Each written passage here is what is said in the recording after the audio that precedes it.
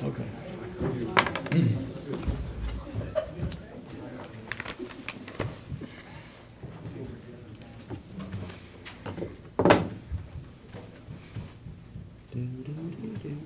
Good.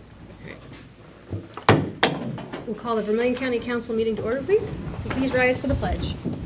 I pledge allegiance to the flag of the United States of America and to the republic for which it stands, one nation, under God, indivisible, with liberty and justice for all.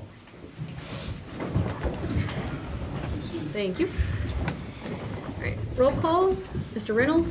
Present. Mr. Weir. Here. Mr. Somerville. Here. Mr. Bush. Here. Mrs. James, I'm here. Mr. Dreer. Here. And Mr. Brown. Here. All right.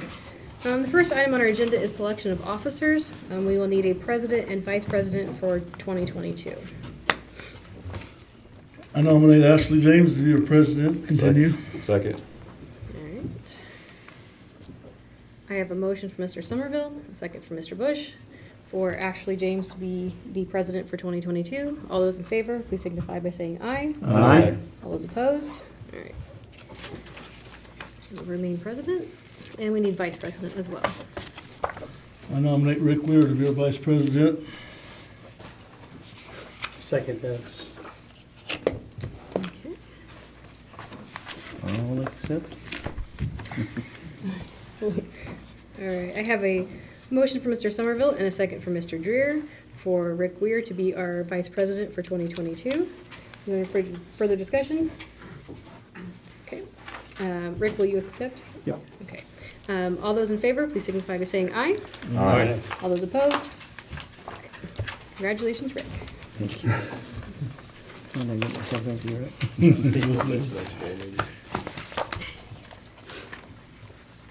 All right. Next, we have our minutes from our prior meeting. They were from December 16th. Is there any corrections that need to be made to the minutes? I do not. I'll make a motion to approve the minutes for December 16th. Second. Okay. I have a motion from Mr. Weir, second from Mr. Bush, to approve the Vermilion County Council minutes from December 16th, 2021. Is there any discussion? All those in favor, please signify by stating aye. Aye. All those opposed, state no. Minutes are approved.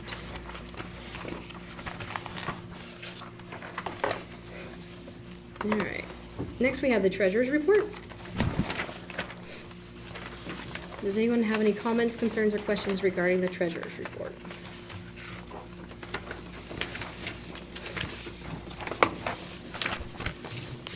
All right. Please note that we received it for January.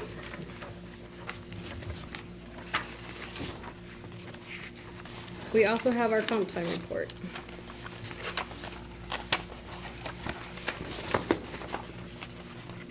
Any questions on comp time?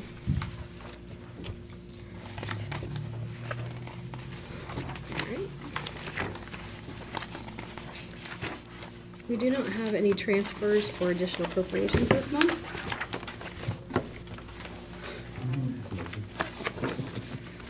And before we go on to new business, Bill, I'm sorry, I should have done this at the beginning of the meeting, but welcome to the council. Bill Thank Reynolds. you. Thank you. It's a pleasure to be here. He has filled Neil's seat, and Neil is here today, and I think at the very end of public comment, Neil just wants to address everyone to make sure everyone was aware of what happened in that situation. So, but welcome. Thank you. Thank you. All right, new business. First, we have the Economic Development Council. There's an incentive for the spec building, and I believe Doug and Bob are here.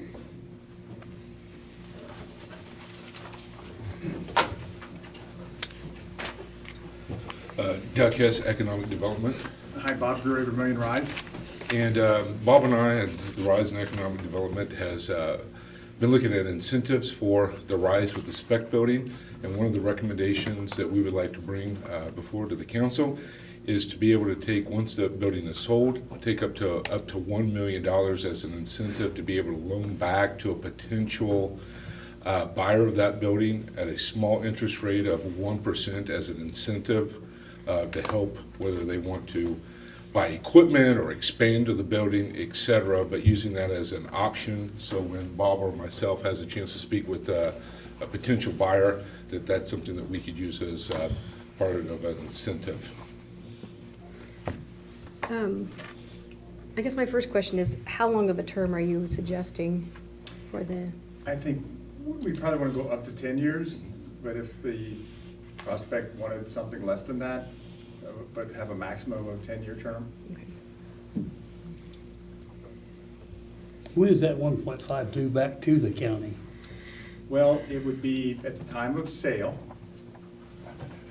or when the 10 years is expired, and then Garmon pays the county back, and everybody kind of walks away. We don't have to pay the carrying cost anymore. So it's a 10-year term on the project. So how long are we into it now? We're in 5. 5. And we'd have a chance to make 1% interest off of that. Correct.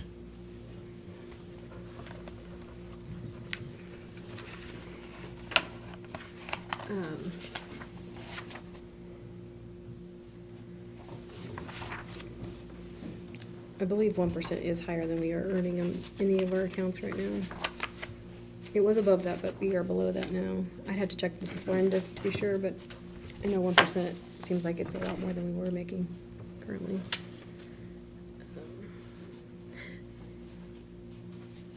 And I think with any project, or, you know, we certainly want the borrower to be creditworthy, and there'd be due diligence and the like, much like the EDC runs their revolving loan fund. There's a process.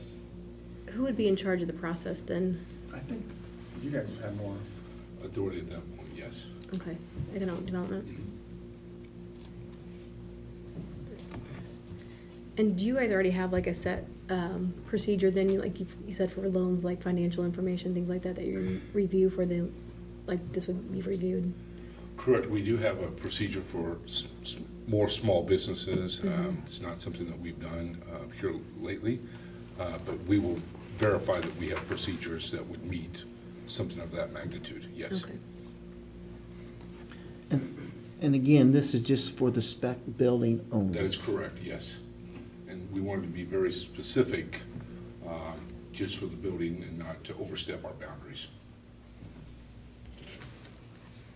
And then, would this loan be required to be used within that building? So they just couldn't take it as like a line of equity to like, or is it for physical things, like equipment and things?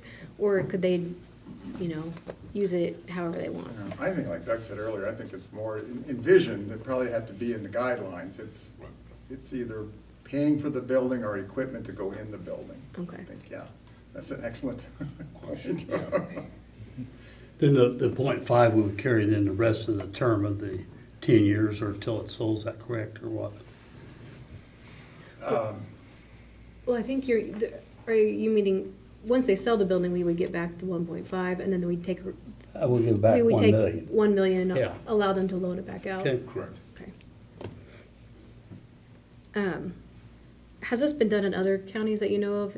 I think everybody's looking for ways to attract investment. This would be a way. I mean, it's basically the cost of money. Mm-hmm. So if we can give them to them at 1 and they're out in the marketplace for 3 or 4, It gives us that's an a couple advantage. $100,000 over 10 years. And it shows, you know, when we did this for a recent project, they indicated it caught their attention and showed community support. So that's often another angle. Would there be any requirement for jobs, like in order to, I mean, if someone came in and it's a highly automated process, I mean, would there be any stipulations that they have to have at least so many jobs or a certain pay rate? We did throw that around and we did talk about that. The problem is there's such a wide variety of ranges Mm-hmm. that we just thought that may be more of a hindrance and take some individuals out of the process. I mean, obviously we could look at that and based on your recommendation, take that in consideration. But originally we did look at it, and just with the way things are moving today, if we said it had to be 50 jobs, would that exclude a potential person from buying the building? And then it really becomes, what is our objective here? Is it make sure we sell the building or with the job? So Yeah, I think it was sort of just, development spurs development. If we can move the building to a reputable buyer tenant, that's a bonus. Yep. And of course, while there's this new sort of initiative on the cost of money alone, odds are a project of scale will be back here. We'll be back here talking about maybe possibly tax abatement and the balance of the tools to recruit your business.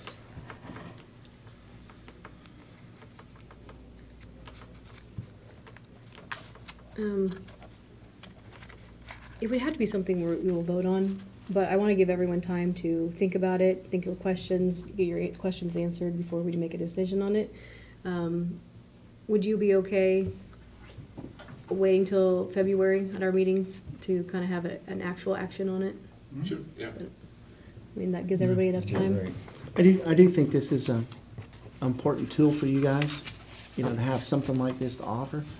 I do think it's prudent for us to, ask those questions. You asked some great questions today, so, but I think it is something that is a good idea. Anyone have any other questions for Doug? No? Thank you, gentlemen. Appreciate your time. Thank you, guys. Alright.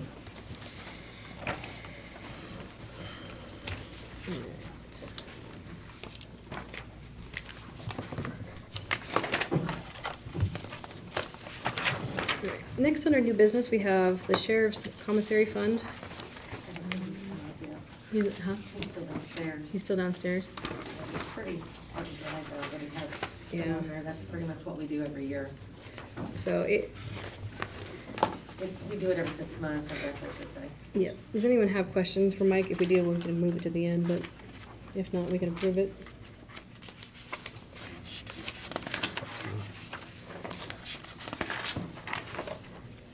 You want a motion? Yeah, to accept it. Yeah, I'll make the motion to accept the Sheriff's Commissary Fund disbursements and receipts, I guess. I'll second. Okay. I have a motion from Mr. Weir, second from Mr. Brown, to accept the Vermillion County Sheriff's Office Commissary Fund report. All those in favor, please signify by saying aye. Aye. All those opposed, say no. It is accepted.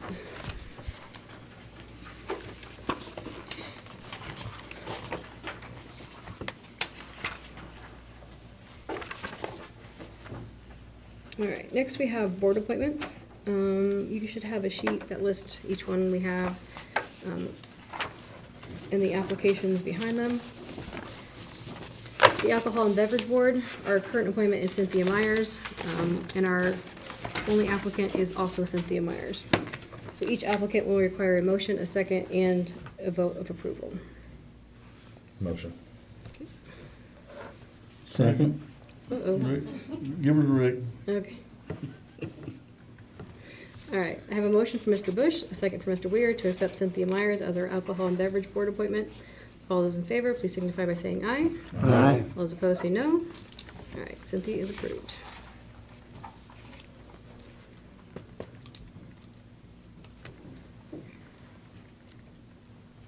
All right, for the E911, we did not have anybody apply. Our current appointment is Paulina Young. So we can ask that if anyone would like to apply for the E911 board, to let us know. You can either file the application, let the auditor's office know in some form. We'll try and get in contact with Paulina to see if she would like to retain that. But as of right now, we only had, I think, a couple applicants, and they were appointed by the commissioners. So we did not have enough to fill that board. The park board, we have 2 appointments to that. Our current appointments are Richard Zumwalt and Wayne Bush, and our current applicants are also the current appointments with Richard and Wayne. I'll make a motion. For both of them? Yes. Okay.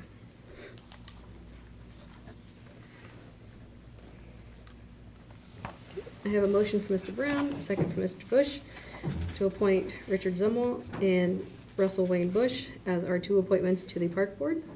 All those in favor, please signify by stating aye. Aye. All those opposed, say no. All right.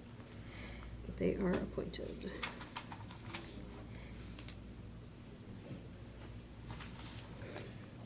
All right, next we have the PWO Board, the Property Tax Adjustment Board of Appeals. Our current appointment is Pat Ritchie.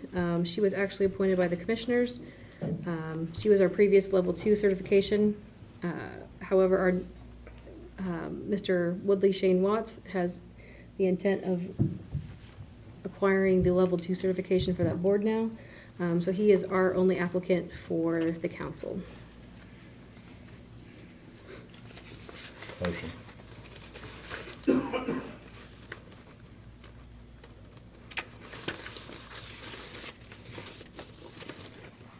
Second? I have a motion for Mr. Bush, a second for Mr. Weir, to appoint Woodley Shane Watts as to the PWO Board. All those in favor, please signify by saying aye. All those opposed, say no. All right. Mr. Watts is appointed.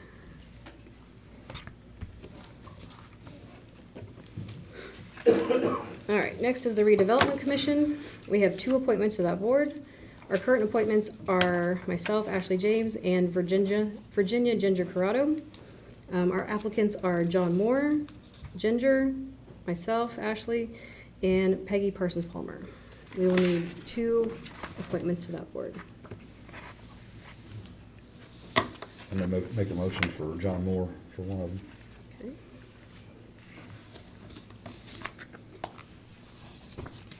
I'll second. All right. I have a motion for Mr. Bush, a second for Mr. Brown to appoint John Moore to the Redevelopment Commission. All those in favor, please signify by stating aye. Aye. All those opposed, say no. All right. Mr. Moore is approved. Do we need another one? And then one more. Make an appointment for Ashley James. Second.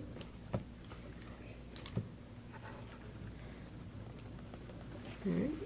I have a motion by Mr. Somerville, a second for Mr. Bush to appoint Ashley James to the Redevelopment Commission. All those in favor, please signify by stating aye. Aye. All those opposed, state no. Okay. Ashley is approved.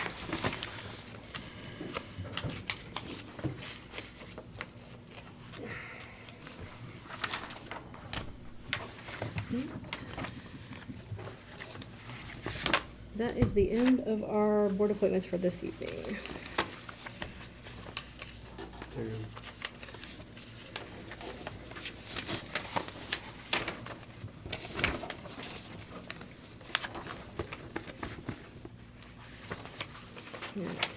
Joint resolution? Joint? Yes. Next is the joint resolution. The commissioners have voted, we heard about this before, but they voted to pledge $700,000 towards the broadband expansion. They are applying for a next level grant with the state through Joink, and this is dependent upon Joink receiving that grant from the state. It will allow Joink to run lines to anyone in, well, Joink's here, right? Yeah, you might explain it better than I do, but the grant is for people who don't have any access to internet at all, and so it's a guarantee to get some of these people covered with internet. I'll let you explain the details. You were doing great. I think you should just kept on going. Salary. 108 eligible addresses. Will you just state your name for the Sure, audience? I'm sorry. Josh Zerner from Joink. Thank you. Yes, my apologies. You're okay. You'd think I'd have that down by now. I had my booster shot and I'm just a little bit foggy, to be frank with you. So 108 eligible addresses are covered underneath the grant application. To the best of our knowledge, we applied for every address that was eligible in the county. Some of those addresses were then challenged by other providers because those providers are able to service those addresses, and so we've ended up with 108 eligible addresses. On our way to those 108 addresses, we will pass another 263 locations that are within 100 feet of the planned route. And then there are 389 addresses that are within 300 feet of the planned route. So this impacts, it provides for more residents to have fiber optic service than just those addresses that are eligible. But the grant is based on eligible addresses. But they'll pay an extra fee. What's that? The 300 feet people would pay an extra fee, correct? That's correct. The install fee for the folks that are within 100 feet will be $250, and then the addresses that are beyond 100 feet are a price per foot, and we're working to bring that price per foot down as affordable as possible. What was that price again on the 100? 263 addresses are within 100 feet. Any address within 100 foot, our current policy is that the installation fee is $250.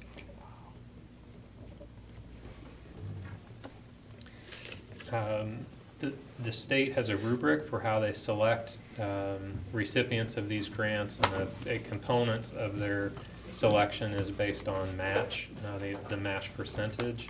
And so the minimum match percentage is 20%.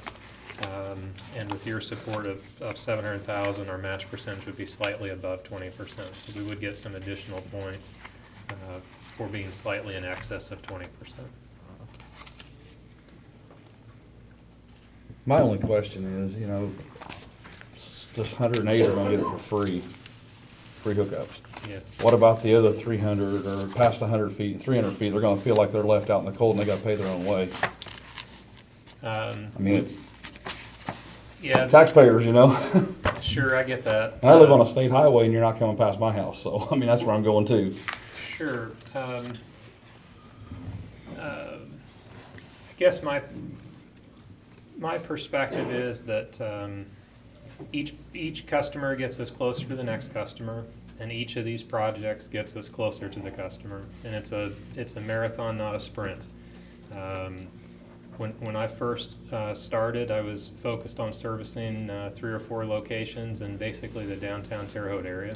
And if you would have told me that in basically 7 years, we would have network in the rural parts of Vermilion and Park and Sullivan and Clay, basically this 5-county area that we're in now, and we'd have 600 miles of fiber in the ground, I would have started laughing.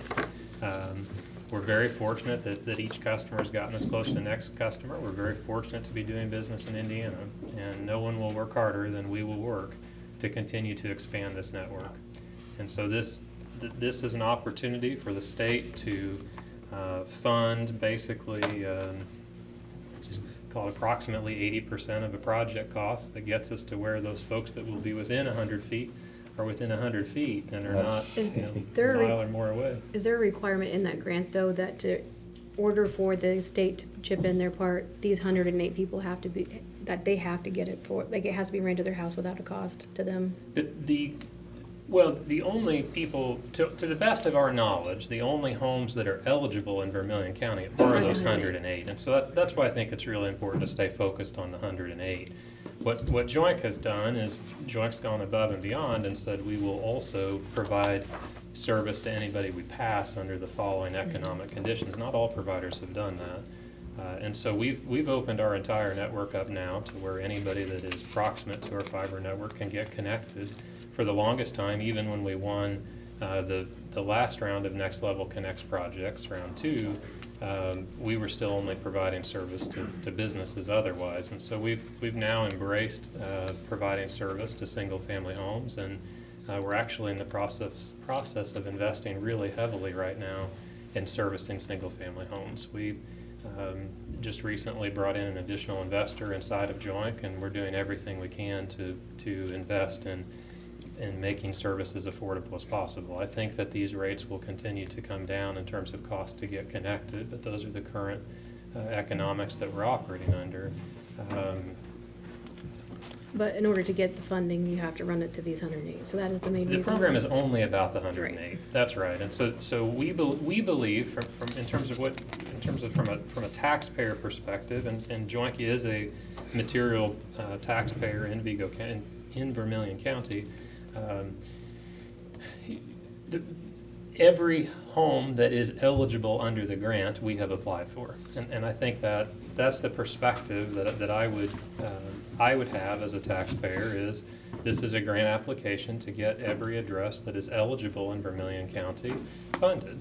And that's the best we can do in this particular program at this particular time. And I want to make sure that we leave every address in. And to go back in history a little bit, the reason I came and asked for the county's support originally is that it wasn't economically viable for Joint to leave every address in without some additional support. And so that's the genesis on why we asked for help, is that the help from the county allowed us to keep every address in. Somebody had mentioned putting up towers in some of these rural areas. Is that a possibility? I mean, As an alternative to building fiber, or will Well, building no, I fiber don't bring know. towers? Pardon? I think what's likely is that as a result of this fiber investment that we will make, it is more likely we will be able to get cell towers added that will benefit from this infrastructure. So maybe they wouldn't have to pay that $15 a foot. Well, If sure. So a couple of things. Yes. So from a broadband perspective, Joint will do everything we can to add additional fixed wireless coverage to our network using our own fiber, and we have a good track record for Okay. doing that. So we have been able to service customers with meaningfully good internet connectivity using fixed wireless, and we're working very hard to use our own fiber network to service as many of our towers as possible. So that's a fixed wireless connection where an antenna is put on the outside of a home pointed to some Joint structure. We're very good at that. We service thousands of customers in western Indiana and eastern Illinois that way. From a mobile perspective, having an increased amount of fiber infrastructure also incentivizes mobile carriers. And I think it's also fair to say, and I would defer to the economic development experts in the room, but having this fiber infrastructure in the ground, I think, is a boon to economic development. It allows for modern and progressive agriculture. It allows for commercial enterprises to locate anywhere along these routes and compete with the same type of connectivity they enjoy in other parts of the world. And it also enables a work-from-home workforce. And in this day and age, Vermilion County has amazing things to offer from a quality of life perspective, and the more we can get good quality broadband out, the more I think that incentivizes individuals to come to this community where one person in a couple may go to work every day in a facility, and the other person can stay and work from home, and good quality broadband is essential to that. So, yeah. And these routes certainly get us closer to where we can add additional routes over time that we would fund entirely on our own. And that's why we brought in additional investment into Joint, was not only to add staff and crews and equipment, which we've begun doing, but also to be able to add additional routes. I mean, we have very aggressive growth plans for the next 5 years, and continued investment in Vermilion County is very important to us.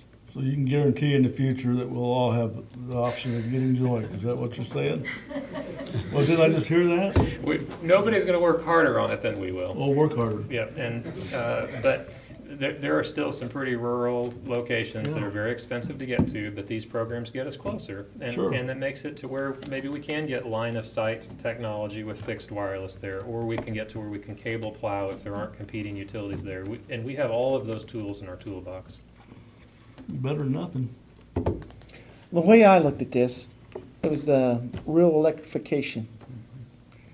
Back in 1936 with President Roosevelt, I guess it is. And they provided 60 amp service, basically would do a range, 20 amp kitchen circuit, and 2 or 3 15 amp lighting circuits. Basically one light in the middle of the room. That's what I see that we're in this phase right now. We're just trying to get something out there for everybody. And I sure hope we can get something to every residence, whether it's, direct line of sight or something like that. Well, let me ask that question. Is that in your future plan for 5 years? Sure. Line of sight, or, just kind of the crystal ball? Sure. Because that's what we're here. We want everybody to have it. Sure. With me tonight is Mackenzie Mackenzie's from RJL Solutions, and Mackenzie, would you talk to us for a second about, come join me for just a second, talk a little bit about RJL's capabilities and the work that you do to support JOINC at the state and federal level in terms of finding all grant dollars that are available? Sure. So yes, I work alongside JOINC, and I'm one of, I assist with the grant writing effort. So in terms of this particular opportunity, I am the one writing the narrative for the grant, but on the back end of it, I'm also researching other opportunities to bring broadband funding to at least West Central Indiana. So RJL, we have our own grant research and grant writing team, and we offer the grant research, and we have our own tools at our disposal where we're able to research broadband opportunities on both the state and federal level. We also have an Indianapolis office with an Indianapolis advocacy team that has a lot of connections in terms with state resources and federal, and so I often communicate with them to make sure that any opportunities that are coming down the pipeline, that we are aware of them as they are coming, and that way we can notify our clients and also JOINC to make sure that those opportunities are readily available for those within our region. Anything else? No, we're very fortunate to have RJL as an extension of our team, and I was actually just receiving an email as I walked in from a sales analyst on our team that is looking at a different type of grant that helps on the commercial side. And so we're looking for every last opportunity to find support to get to where we can reach everyone. Yeah, because I don't like making this assumption, but you know, a lot of the economic poverty in this county Sure. are those that are so-called at the end of the line sometimes, Sure. and they can't afford the additional cost. So that's where we you know, need to try to do whatever we can to help those. Sure. Another thing that's really important to understand is that today the state released a list of addresses. It's just so awesome to be doing business in Indiana. Indiana's a great state to be a business, especially as a service provider. Today they released a list of addresses. These are individuals that went to the Okra website and said, I do not have service at my address. Despite what the maps say, I do not have service at my address, and I Right. cannot get service at my address. And so the state released all of those addresses today and sent them to all of us that are service providers and asked us all to bid on the cost of servicing those addresses. Great. We have so many days to turn in our response, and then they will award funding to us as service providers to get those addresses served. And projects like this get us to where we are so much closer. So when I looked at that list today, and I'd have to get my phone or my laptop, like I said, I'm just a little foggy, but just for round numbers, let's assume there were 100 addresses that were in the 5-county area that we service. I remember looking at those addresses today and saying, gosh, JOINC is really approximate to an awful lot of these addresses. And had I looked at that list just 2 years ago, before the last Next Level Connect grants that we won 7 grants in the last project, we wouldn't have been near any of them. And so each of these projects gets us closer, and the state continues to do a really good job allocating their financial resources, which in many cases come from federal dollars, to getting these addresses served. Can you remind us of the total amount of project? I mean, we're putting in $700,000, but what was the total project? Sure, $4.8 million is what we estimated the project to be, and so for your $700,000, we would be soliciting $3.8 million from the state and $340,000 from JOINC.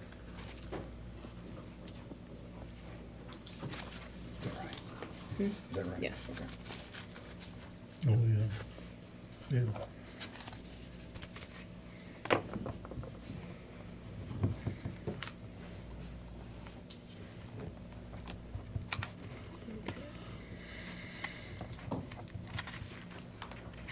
Alright, so what JOINC needs is a resolution to say we support the $700,000.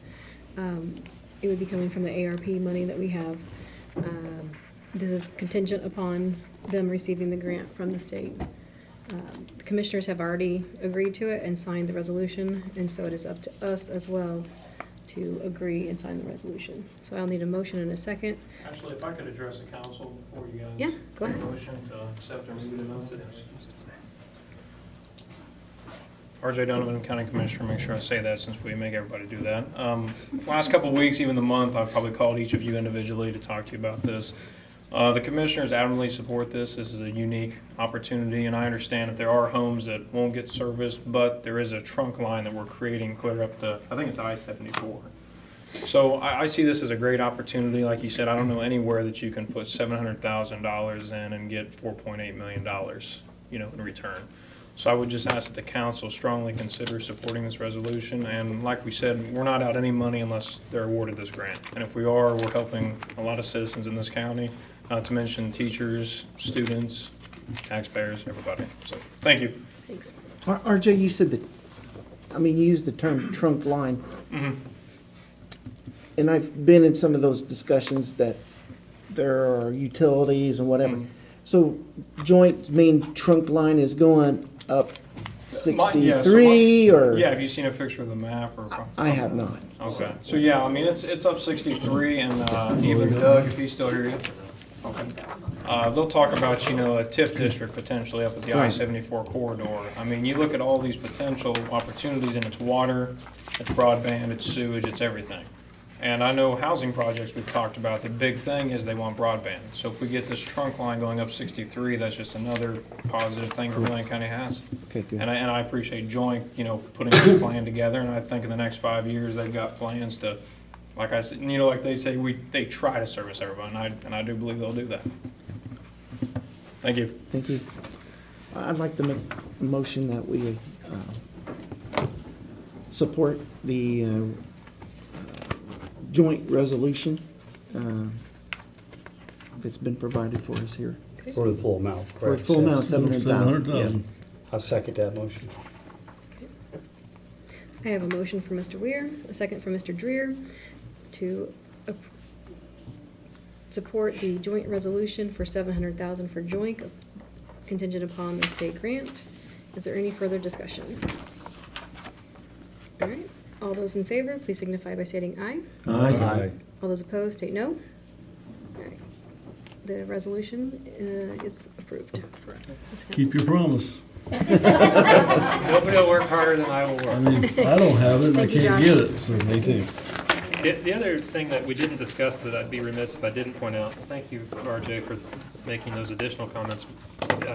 This is personal property, and we do pay personal property taxes on it. So when we think about $4.1 million in additional investment coming in, Joint will be paying personal property taxes on the full 4.8. So we need to get as many people connected as we can too. So thank you for your support. I'm very grateful. Thank you. All right. It's too late to ask a question. Yeah. RJ, we talked today Yes. in length there. You're gonna work on some of those ideas we talked about then with Yes, absolutely. Okay. Yes, absolutely. All right. That is the end of our agenda tonight, but we do have time for public comment. I know, Neil, you said you wanted to say a few words.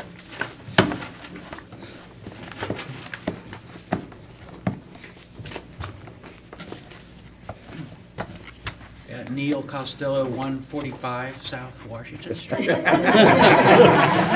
that address again? That is in Fairview Park. That pesky address. Yeah, I feel kind of nervous. It's strange, isn't it? Why would I feel nervous? Anyway, near the end of last year, there was a house for sale that my wife and I, the kids, bought and moved to. And there's two houses between my house and that house. And it basically, there's a boundary at that point, so I went from Council District 3 to 2 by moving across East 2nd Street in Fairview. And my mailbox is still in District 3, but my house is not. So therefore, according to state law, I had to step down from the council position. I had a few folks out in the public area ask me, what happened? What's going on? As if something strange went on. But we moved, and I don't think the council district was going to change that decision. We were going to buy that house one way or the other. We were looking had been looking for a different home for years anyway, and I always assumed it was probably going to be maybe even out of county. So we weren't sure. You know, the housing market's kind of strange right now, and there's not a lot available.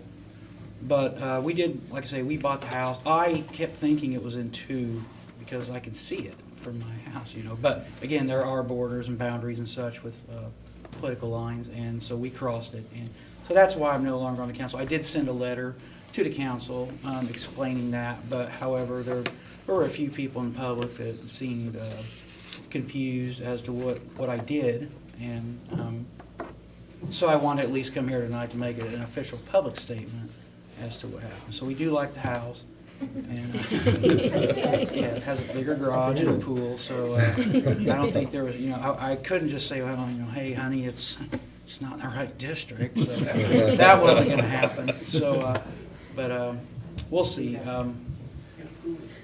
But I just wanted to thank everybody. It was a pleasure serving on the council for the 3 years that I did have on. I don't like to quit anything. I've never done that, and you know, whether it was school or college or baseball teams or anything, or getting into trouble or anything, I always go, you know, all the way. So I do want to thank everybody. It was a pleasure to serve on the board, and it was upsetting to me once I realized, you know, because I got a card in the mail, my voter ID, or I changed my registration, or my voter ID, you know, had address change. You change your driver's license. And I got it, and I was like, look at this. Hey, no. So, but anyway, appreciate it. I just want to make a statement, and that's all I got to say. So. Yeah, like I said, I really enjoyed working with you those 3 years, and your input was very valuable at times. Thanks. Yeah, and if anybody has any questions about, you know, hey, Neil, what did you say 2 years ago about, I don't remember, you know, just ask me, of course. You know, you can always get a hold of me if it's not in the record. I can't even remember where you moved to. That's my fault. Like I say, I did discover it. I just wasn't planning on that. What really told you that way? Was it the garage or the pool? Do what? What really steered you that way? Was the garage, the big garage? Garage. His wife. No, actually, His wife. the garage is, actually my other garage was, I don't know, square footage wise, it might have been close, but I think the house, it was a larger house and a lot larger yard, and I've always liked to mow grass.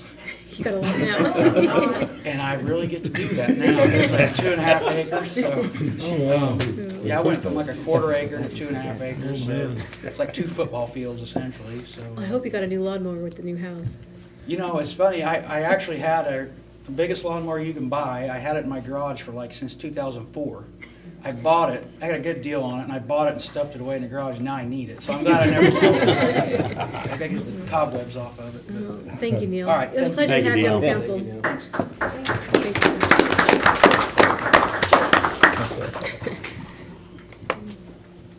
Is there any other public comment this evening? All right. If you have none, Make a motion to adjourn. Motion. Second that. A motion to second. All right. Anyone opposed? All right. Meeting's adjourned. That was a good Christian Beaver.